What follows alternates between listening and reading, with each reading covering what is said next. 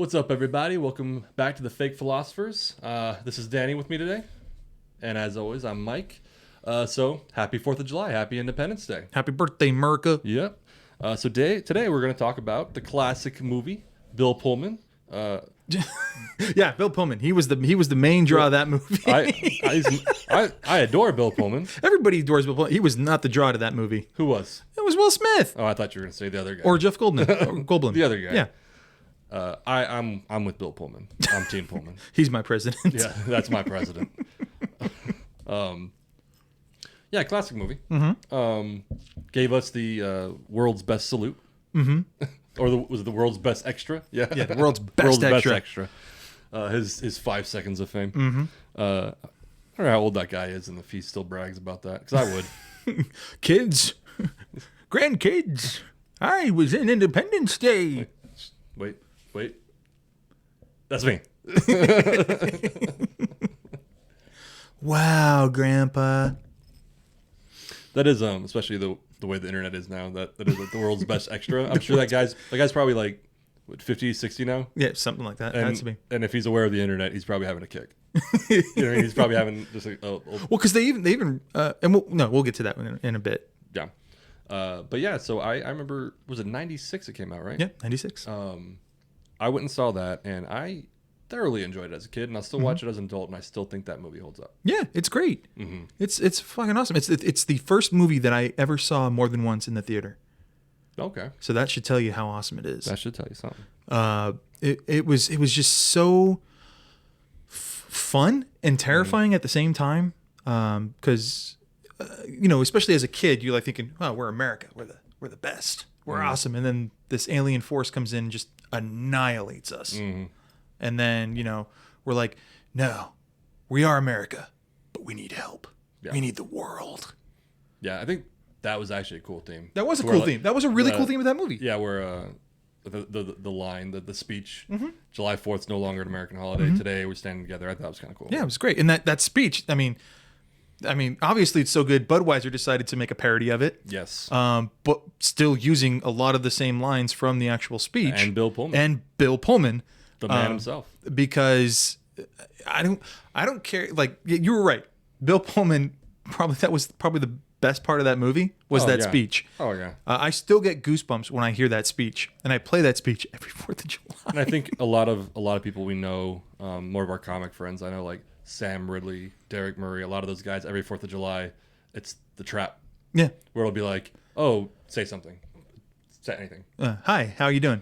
Well, so beer. Yeah, beer. Kind of makes you think.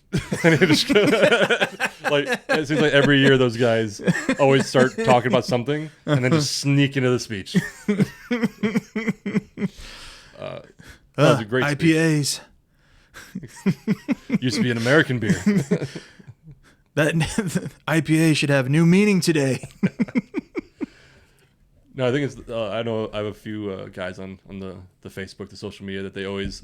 You start reading it, you're like, okay, what are they talking about? And then slowly but surely they slip into the speech. The speech, yeah, because it was so good. It was such a unifying. Like this is the kind of politician we wish. Yeah. We could have. Mm-hmm. It was just like so iconic. It was that big kind of, we're gonna amp you up because we know you're going to go die. Yeah. When you have Randy Quaid flying a plane, well, we might as well amp him up a little bit. Yeah, let's amp him up a little bit. I picked a hell of a day to quit drinking. Randy Quaid's character in that movie is a trip. Oh, absolutely. He talk about character development. Yeah, I think it's one of those things, like, when you watch a movie as a kid and then you watch it as an adult. I think as a kid you're just like, oh, that's that funny guy. Yeah. And then as an adult I was like, oh my god, this is a journey. Like, they gave this guy a plane. They put him in a jet. Not only, but with missiles and weapons. And he's like drinking. He's still drunk. He's drinking coffee. And he's like, all right, cool. I'm like, that's where they're at. Yeah, they are desperate. They're giving him a jet with missiles. Like the first time he sits in the cockpit, he pushes the button that arms the missiles, and you're just like, oh shit. This bodes. You're like, oh, that's the guy. That's the standard they're setting now. No, but his little arc was. His arc was great. No, it was good. It was really good. He went from drunken victim Yeah. to proud father and warrior. Oh, yeah. It was a good arc. No, yeah, it was good. My question with him, and this is not Just one. Well, not with him, but with the final solution, if you will. Bad choice of words. Yeah, kind of maybe bad phrasing. Was so it's like, send the message out. Tell them how to take these sons of bitches down. I'm like, oh, you need to sacrifice someone. Like, Who's your best pilot? Yeah, you jam that motherfucker up in that cannon. like that's what I remember. I was an adult. I was like, I wonder what that message is. Like, shoot a projectile, or you need to take yourself. No, up. it's you target it's a projectile. target the primary weapon. But I remember for a moment, I was like, are they telling everybody like that guy they want to get rid of, but they can't? What's funny is like everybody's like, oh yeah, that makes so much sense. Like we saw it 30 years before this in Star Wars. We're coming back. We're going back to Star Wars. Okay. You destroy the power core of the weapon. It's not the exact. It's not like they in Star Wars they didn't like shove a missile right where the thing's shooting. No, they didn't do that, but kind of the same thing. I would say it's more like plugging a gun. Yeah, it's putting your finger in the barrel. Yeah. Yeah. Cartoon wise, anyway. Yeah. But no. So even then, like we still had that. Arguably, but no. No, yeah. I thought that was. I always wondered like what that message was exactly. Because at first I was like, are they telling them to sacrifice someone? and then logically like, oh no, they're probably get a projectile, get it up there. Yeah. Yeah. But yeah, and then even the supporting cast in that movie is great. Oh yeah. All of them, because it really is. A lot of people focus on the big three, but that cast is like really good. Yeah. Even like because even the small nuances like Vivica A. Fox being a stripper, that's like a small little side plot that just kind of added to it. And, what else? The Judd Hirsch being the kind of like the moral center of the movie. Yeah, he was really good in that. Yeah. I still someone who works for me is named David, and I'll still do the David. David. But wait, David, wait. That guy was great in his role. Oh, he's great in everything. Oh, crap. He's like, I've been paging you. Yeah, I know. I'm ignoring you. Like, I love Jeff Goldblum's character. No, it's so good. I mean, what's funny is, and this is funny because of what we were talking about earlier, he has the same lines. Yeah. That must go faster. Must go faster. Must go faster, yes. Yeah. And they came around, a few years from each other. But, yeah, no, Jeff Goldblum's character in that was really good. I liked him. Will Smith, honestly, of the big three, I'm not saying I didn't enjoy him, but I feel like he was the weak one. Not that he was weak. I want to say this was like his big commercial of course. success. But my point was like he was a big pull, you were right. Yeah. But I feel like of the big three, his story was the least interesting. Not that it wasn't interesting. There always has to be a least interesting. Yeah, for sure. But no, everyone still loves that Welcome to Earth. Welcome to Earth. Yeah, Welcome to Earth. Yeah, he really, I think that, yeah, you're right. It's breakout. He did really well in it. I mean, some of his lines were just really good too. That's what I call close encounter. Yeah. Or it's like, when they ask you, just tell them I hit you. That was a classic. The dude that's like 10 times his size is like, yeah, really? Yeah, no, that was a great line. Yeah. And I love that he flies the chopper and immediately finds everyone.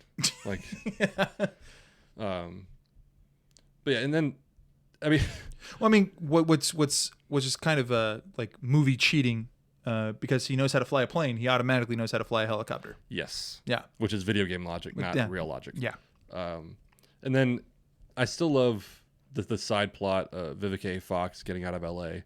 And I know people have said it before, but like she like I guess you could call it nuclear flame. Yeah. And she just goes into a doorway in a tunnel and the flame doesn't follow. Yeah. Yeah. That's what happens. That's what happens. That's how it works. But they saved the dog. They did save the dog. All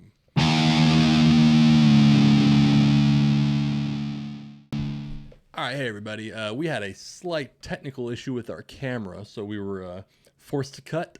And luckily, we kind of figured it out. We had another camera to use temporarily, so that's why the picture looks different. And so we're gonna get right back into it. We were talking about the dog Yeah, the dog and how they saved the dog in Independence Day. Yes. And good because you can kill as many first ladies as you want Yes. in that movie. You better not kill that fucking dog. Yes. Yeah, I think that's what we were talking about before the camera issue. We're talking about the first lady and how that would not happen. Yeah, it would not happen.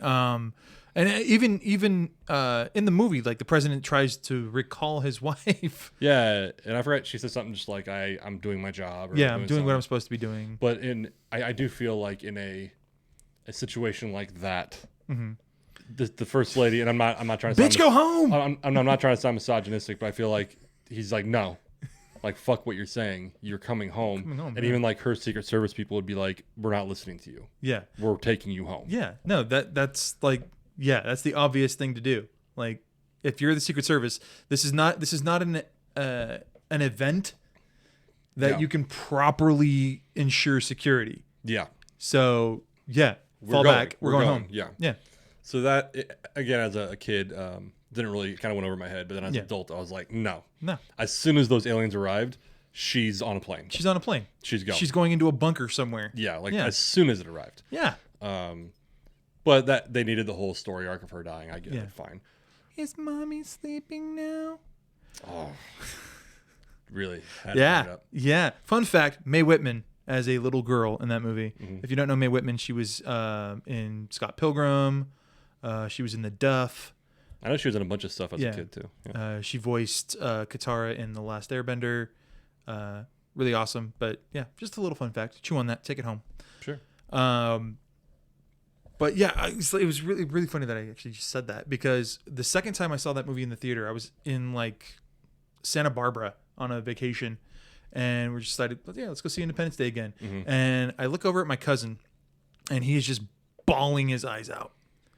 And I can hear the sniffles, and I look over and like just tears down his face. And I'm just like, yeah, right? And he's like, yeah, isn't this sad? I'm like, it's fake. Still having a response. No, I mean, it's like, it's sad, but it's like, I didn't know her personally. Yeah. Well, I think it was kind of, that scene was very well written, where they called back to her, the liar line. The liar line, yeah. Like that was pretty, especially as an adult, when he's like, doctors say you're going to be just fine. It's kind of like the laugh, like, liar. It's like, oh no. It's like, oh wait. Yeah. I'm going to die. Yeah. But yeah, that was, well, now we're on a downer. Yeah. Anyway, Will Smith. Yeah, Will Smith. Yeah. No, that movie had a lot of notes like that, the ups and downs, and I still think, I said Jeff Goldblum, the whole figuring out the virus was a little contrived, but it worked. It was fun. It's so funny. Me and a friend of mine, we came up with like a little bit that we wanted to do, but we never got around to doing it. And it's just like when the aliens, like the surviving aliens, make it back to their home planet, and they're like doing the debrief. It's like, how'd they beat you? You had advanced technology. You had a super weapon. How'd they beat you? Malware. Yeah, pretty much. And then you see one of them. Did we update the Norton antivirus? We didn't. Ah, shit. I mean, the actual use of the virus, I buy. I just think the way it was one of those just like moments, because he says like, get off the floor, you're gonna catch a cold. What did you say? Yeah, like cold computer virus. I give a computer a cold. Yes. It's like, it doesn't happen. Ideas don't happen that way. I think, and I remember I read like it might have been a Cracked article of like things that don't happen in real life, and one of them was actually that aha moment. I think they cited like The Hangover, where he's like, wait a minute, what did you say? And then he like that never Doug's happens. on the roof. Yeah, like you might think of something and be like, oh shit, but you just so that moment as an adult, I'm kind of like, I roll my eyes, but it's still like, you can overlook that. It's like, because it's like, this would be like one of the first responses you would have to this threat, especially if you know that they're using your satellites. It's like you can like, and you have access to their signal that they're using to infect all these satellites. The first thing you would do is have your tech department of the government be like, hey, is there any way we can hack that? Yeah. Is there any way we could infect them with something to get them to stop? And it does push the granted, like I said, you see it as a kid, so now as an adult you accept it, but if I saw it as an adult, I would have been really cynical about like the cable repair guy. Granted, he's a genius, but He gets a hold of that signal. Yeah. He figures it out. No one Nobody else in finds the it. Defense Department, the hackers at home who just are crazy intelligent. No one finds this code, this signal. And we all know, like, there are people other than the government listening for signals from space. Oh, that's what those. And so, like, the chances that, like, somebody else finds this and, like, presents it to the government before David does, like, highly likely. Highly likely. Yeah. And granted, but, David knows... He's got an insider. Knows the gal. But that, as an adult, I'm kind of like, but you buy it because it alludes to that he was very intelligent. He's just kind of unmotivated.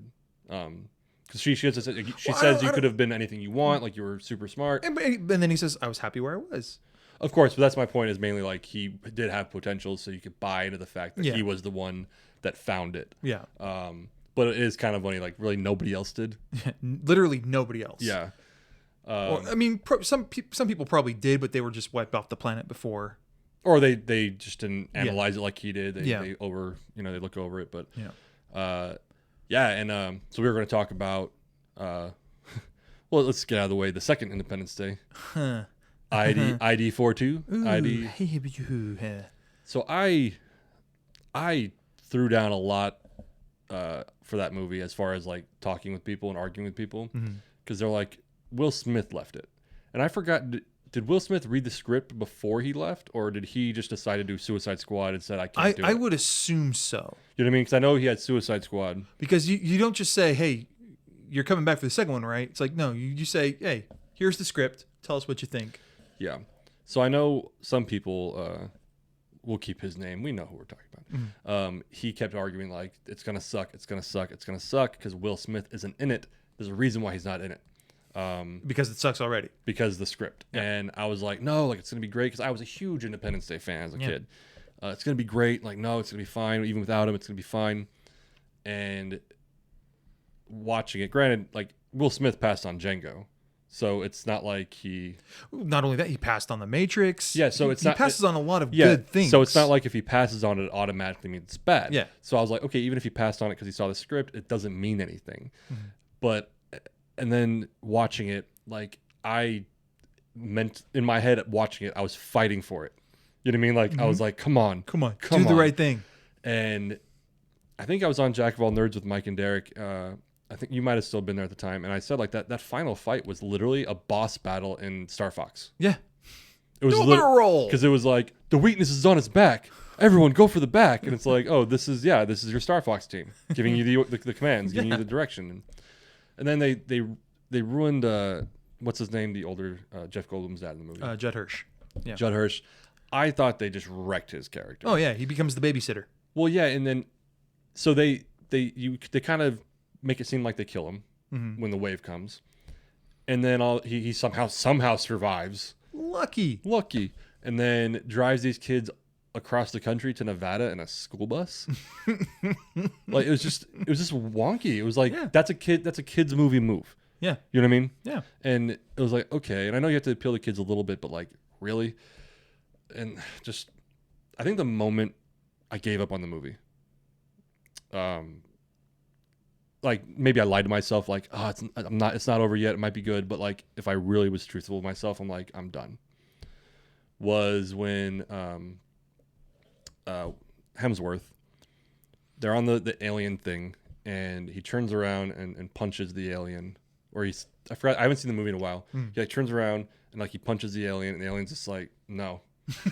And he's like, oh, I thought that was gonna go different, or he says something, and I was like, I hate this movie, like this, because only Will Smith can punch aliens. Well, there, and I kind of got that joke, but I heard somebody once call it like the different kind of humor in movies and shows. There's we both talked about it. We refer to it as sitcom awareness, to where like if you watch Everybody Loves Raymond, when they're arguing, they're having their domestic quarrels. As audience members, we're laughing, but in the moment, those characters are not having fun. No, they're in a fight. Yeah, we're just laughing because we're on the outside and we can relate. And then there's people who in the moment know it's funny. Characters in the moment know it's funny. So Lethal Weapon. Yeah. Riggs knows what he's doing when he's fucking with Murtaugh. He knows it's funny. So he's laughing. In character, he's laughing. Yeah. So there's a difference in comedy. So when you're in a situation where you're on a fucking alien ship and you punch an alien, your first thing is to make a quip. Like, this is not funny. You need to run. No, instead of saying, I thought that would go different, you would be like, ah, shit. Oh, fuck. Fuck. Use your one Goddamn. fuck. Use your one fuck. Yeah, for the use your one PG-13. fuck for your PG-13. And I remember in that moment where he punches and nothing happens, like, oh, third, quip. I was like that. It's like that's equivalent to breaking the fourth wall and letting everybody know Yes. not to take this seriously. Well, and it's one of those things like that kind of humor works in certain movies. I don't think that's the movie for it. Yeah. Like even in Marvel movies, they quip when, here and there. But Yeah. for that, just in that small moment, it was the shit in the salad for me. Yeah. Quip background. Shit in the salad is a term I use to the comparison is if you're eating a salad and everything tastes great, or maybe it doesn't taste great, but it's okay. And then you push a piece of lettuce aside and there's a log of shit in your salad. Now you haven't touched this, you haven't touched the shit, you haven't eaten the shit, but it's in your salad. And that's enough to say that you don't want to finish the salad. The whole salad's bad. Everything was great or okay up until then. And then that's the one thing that ruined it all. Even if it didn't touch any of the other pieces of lettuce, just the ones right around it. So technically, you could eat the rest of it. You're not going to because there's shit in your salad. Mm-hmm. To me, and granted, the whole movie was a wreck anyway. But to me, that moment in watching it live was the shit in the salad. Yeah. That once it happened, again, I lied to myself and I was still trying to fight for it. I think the Star Fox ending was the final shit. There was a second shit. Yeah. But that line, I was just like, no, this movie's done. This is done. Yeah. This is done. And I mean, what boggles my mind is like they did this movie thinking we could probably make a trilogy out of this. The And then they setup to set the up trilogy. the trilogy. Yeah, the setup to the trilogy was so on the nose that like it wasn't even subtle. It was like, yeah, this is what we're doing. And then did you ever watch? I think it was called Falling Skies. Yes. Did you watch that? Here and there. I didn't like watch it religiously. So we watched it and it was pretty good. And it smelled like they were just copying Falling Skies. Because if it's Falling Skies, that was the Alien movie, right? Because they team up with certain aliens at a certain point. In Falling Skies, they're fighting, and then all of a sudden they find allies, and then they find other allies, and they kind of have a unified group. And so with that, I was like, this smells like Falling Skies. Yeah. Because that's literally what's happening. They're bringing other aliens to fight. Yeah. And just the setup was so on the nose of like we're going to a different movie. The little ball has detailed information about the home planet that we can use to attack the home planet. Lucky, yeah. Yeah. And then I kind of like the idea that the failed technology that the aliens left in the first movie was used, and now the world's united. I kind of like that idea. And then, but yeah, like even Bill Pullman's character, I didn't like it. They made him crazy. And I actually didn't mind the crazy at first. Because I mean, it could make sense that because he had a connection. He had a connection, yeah. And I got it.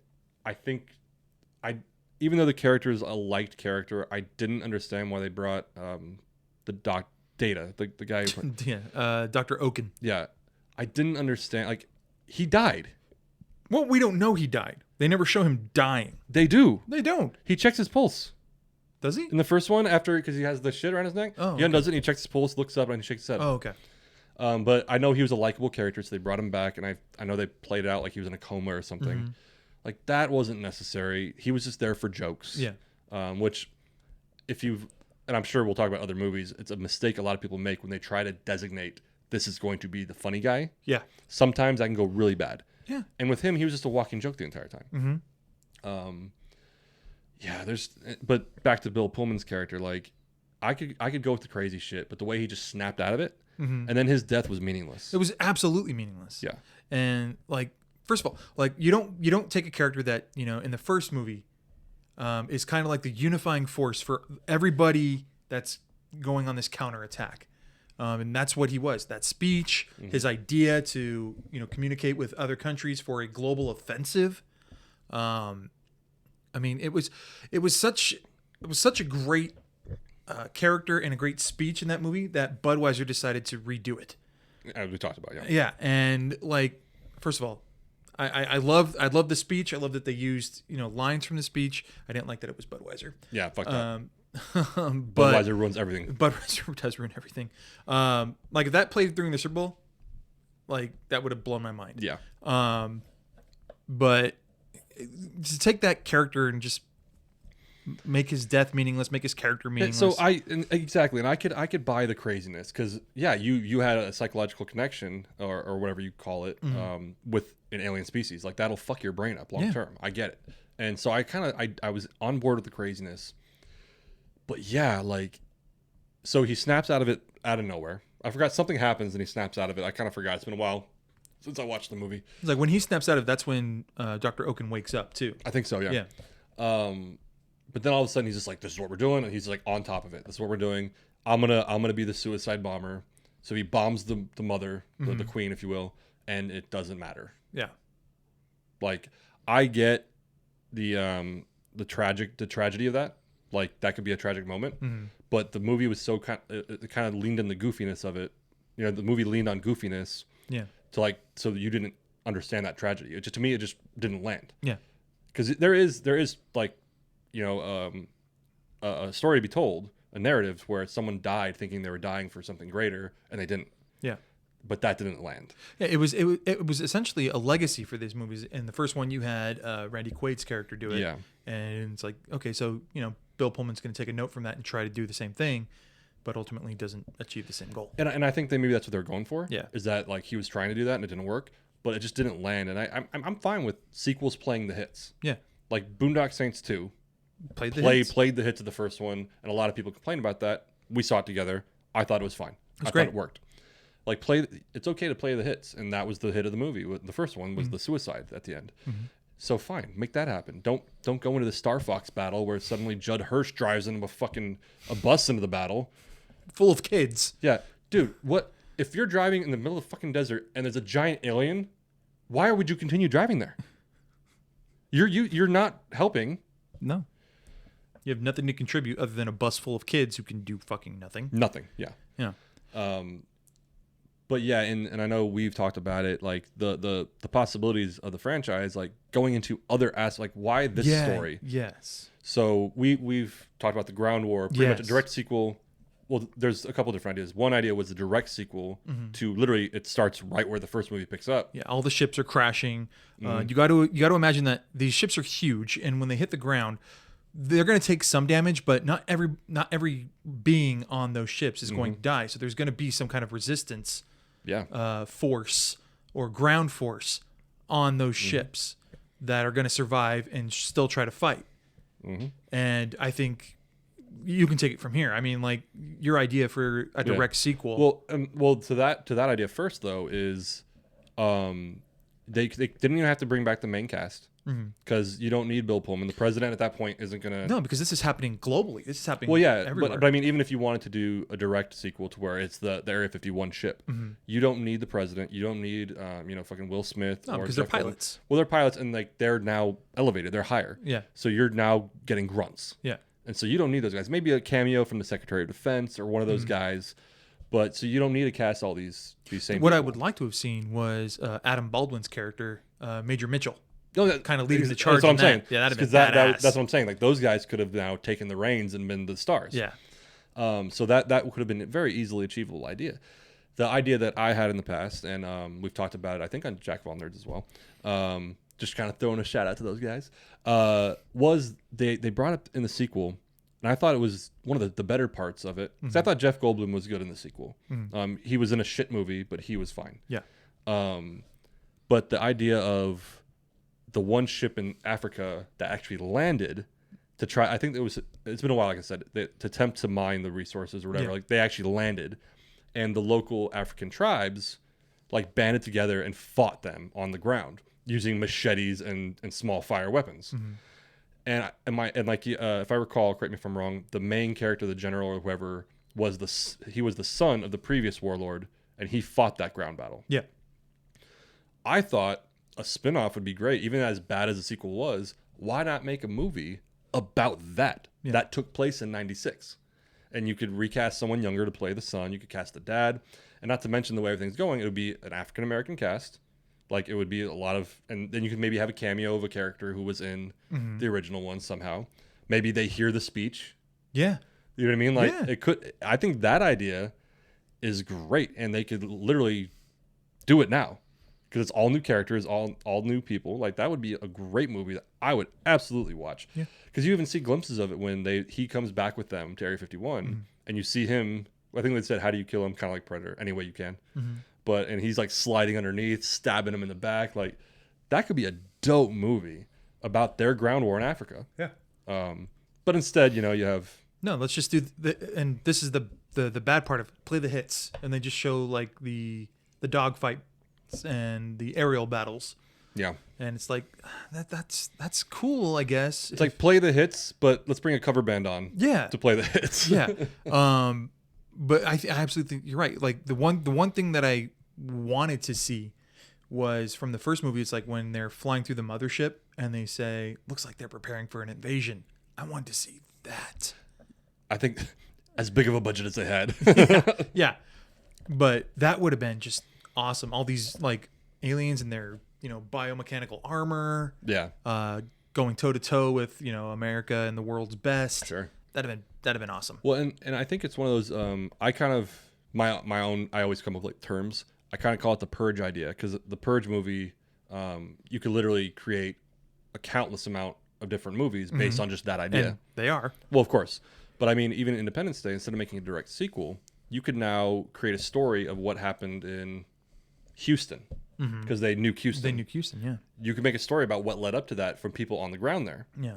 And maybe the last scene is them getting nuked. Getting nuked, yeah. Tragically. You could talk about the guys in Australia, just different parts of the world and how they're dealing with it. So you can tell that same story of what's happening on that day dozens of different ways. Yeah. Through the eyes of other people. And so the sequel, I thought a sequel idea was good, and I was all for it. And then I just feel like it's one of those things where I think they tried to like, kind of like the Fast and the Furious, where they try to like up themselves. Yeah. But failing instead. Yep. Because yeah, man, I hated, like I said, our friend who was like, it's gonna suck, and I was like, no, it's not. And then I watched it, and I was like, fuck. I have to admit, It sucked. to admit that it sucked. Yeah. Because man, what a tragedy. Happy 4th of July. And should we win the day? Man, Bill Pullman, he's a treasure. He's a treasure. That was honestly like, I don't think they, when they wrote that speech, They didn't think it was going to take off the way it did. I think they obviously wrote it for emotional impact, but I don't think it was going to be as big of a deal. Yeah. Because it's on, I mean, granted, it's all subjective, but I've seen it on like numerous best speech count. Oh, yeah. Top 10s. Yeah. Easily. And it's Bill Pullman. I'm not taking anything from Bill Pullman because he's amazing, but like he's not an award winner. He's not like a ton of medals on him. Yeah. But he gave. He's that guy you look at and say, I saw this guy before. Yeah. He was in that movie. I mean, at this point, we know Bill Pullman because in the 90s, he's fucking Bill Pullman. Yeah. Now he's the guy. Yeah. You see. Like, I'm sure there's a lot of kids like in their 20s and teens right now who have no idea what that commercial meant. They just thought it was just the guy from Casper giving a weird speech. The guy from Casper. Yeah. All right. So we're going to wrap it up. So I'm going to drop this on you. Talking about Bill Pullman, Independence Day. Mm-hmm.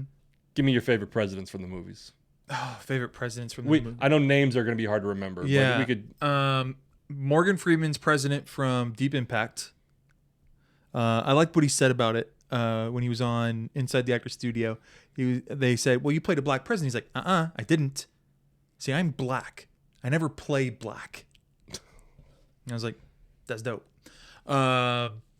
Who's another really good president? I'm surprised you didn't lead with Harrison Ford. In Air Force One? Yeah. Really? He always hits the top fives. No? Nah. All right. I mean, I like, get off my plane. That's about it. This is a president that stayed on the plane to fight for his people. His people. He fought for his family, not his people. That's his people. Well, That's his people. okay. Okay, no, it's fine. Okay, fine. Michael Douglas, American president. I thought that was going to come. Yeah. I was going to say the name's eluding me. I can't believe I can't remember his name. What's the movie? Dave. And now that I'm thinking about it, I can't think of his Why name. can't we think of that motherfucker's name? Kevin Kline. Kevin Kline. There you go. We're gonna embarrass ourselves by. Yep. That's gonna air. Yep. He doesn't really count, I guess, but he's not really the president. No. But no, Air Force One, Harrison Ford, I thought was great. Danny Glover in 2012. 2012, I thought was because the Danny Glover in 2012 wasn't a flashy No, role, but it was very much like a good guy. it was a good guy. Yeah. So I'm like, that's good. That's a good president. We never saw the president in The Day After Tomorrow. We saw the vice president. Yes. And it was like this Dick Cheney sideshow character type. That was on the nose, Dick Cheney. Yeah. Yeah. Absolutely. Idiocracy. Oh, God. President Camacho Macho. Light the electrolytes. It's got what plants crave. Of course. No, but I would say definitely Bill Pullman in Independence Day is in the top 5. Yeah. I would put Harrison Ford in Air Force One in top 5. Okay. Who else? It's not a movie, but I thought Martin Sheen in The West Wing. West Wing, yeah. Good role. Well, what's really funny is like whatever Aaron Sorkin Yeah. does, like he always like gets like the really good actors. Like he had Sheen in The American President as well as I don't know if he was the vice president. He was there. It's been a while since I've I don't seen know if that. he was an advisor or campaign manager. I don't know what he was in that movie, but he was in that movie. And then he's like, "Hey, you get an upgrade. Now you're the president in the TV show that I'm writing." Now you were lower. Now you're promoted. Yeah. I'm blanking on the other presidents though. Like other roles. Well, there's just other presidents in movies. I'm not sure if I was a huge fan of what's his name in I'm not gonna say White House Down, the other one. Olympus Has Fallen. Olympus Has Fallen. That was Aaron. I was thinking. I know it was Aaron. Aaron Eckford. Eckert. Yeah, Eckert. Aaron Eckert. He was I enjoy those movies. Well, they're fun. Yeah. Yeah. Well, I mean, yeah. But he's I want to put him in my top 5. And then what's funny is Morgan Freeman becomes the president in those movies. He does. That's right. Yeah. It's twice now. Yeah. I don't think anyone else hit president twice. Well, I mean, no, because no, yeah. Yeah. Wow, that's something. I did like what's his name, Debo in The Fifth Element. The Fifth Element. Tiny. Yeah. Tiny. I thought that was a solid president. That was great because up until then, it's like you've seen this guy in like dozens of movies, and he always plays like the gangster or the prison inmate. Yeah. Because of his size and the fact that he's black. Yeah. But him playing the president of not only America, the president of Earth. Dare I say, is that the first black president we've seen in film? It would probably be a toss up between either Tiny or Morgan Freeman. You're right, because they were both like mid-90s, right? Yeah, mid-90s movies. Okay. You're right. It's something. If only we had a device. If only we had the internet at the touch of our fingers. Ugh. Hold on, we're gonna. Yeah, look up when Deep Impact came out, and then look up when Fifth Element came out. I think Impact. Fifth Element might have it. I think it's so. Deep Impact's 98, May 8th. The Fifth Element, if I could spell. I want to say Fifth Element was 97. Hold on, release. 97. May 9th. There you go. So by a year. By a year.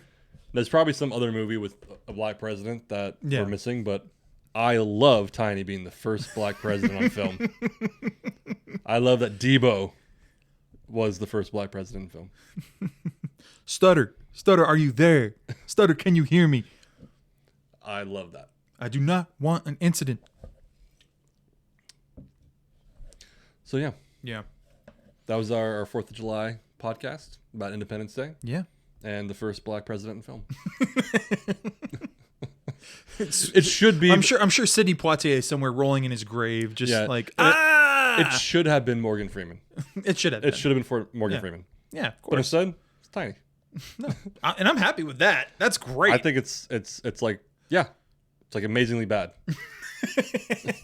so awful. It's great. Has Samuel L. Jackson played a president? He has not, and I think that's a missed opportunity. I think Samuel Jackson needs to play Nick Fury as the president. Samuel L. Jackson needs to play a black Donald Trump. Jesus. If you like Donald Trump or not, I think everyone would agree to that. I think the people who absolutely love Trump would be like, yeah. That'd be awesome. Grab him by the pussy, motherfucker. Yeah. Yeah. The rapist. Some of them are good people. We'll edit that out. No, I'm not. That's Okay. If anyone out there is creatively inclined and has the connections, Black Trump. Kind of like Dave Chappelle did Black Bush. Yeah. Black Trump. Black Trump. Sure. By Samuel L. Jackson. Yeah, we'll see it. Do you imagine even the hair on him? God, Dude, no. I think everyone would be behind that. Yeah. People who don't like Trump and people who like Trump would be like, yes. The only person I think that would have a big problem with it would be Samuel L. Jackson. No. I think he'd be all about it. He might. Yeah. I think it could. It could go either way. I think. I think if somebody went to Samuel L. Jackson and said, "We want you to play a black version of Trump," he would first go, "That's a stupid ass idea," and then walk away. But then he takes like 10 steps. He'll stop and be like, "Let me read the script." Well, it's just going to be a highlight reel of all his famous quotes. We're going to give you documented manuscripts, and you just do what you want. Yeah. I think he'd be on board. Yeah. Absolutely. I love the blacks. And the blacks love me. Yeah. I'm trying to think of other ones now. If you see him in the crowd, punch him in the motherfucking face. I'll pay for the legal fees. The call was perfect. It was a perfect call. Perfect motherfucking call. All right, I'm into this now. I just want to see it happen. Is it a leak? Get these motherfucking leaks out of my motherfucking White House. There's no collusion. Mm-mm. None. We're going to end it there. Yes. Happy birthday, America. Happy 4th of July. Happy Independence Day. We love you. Everyone be safe. Goodbye. Goodbye.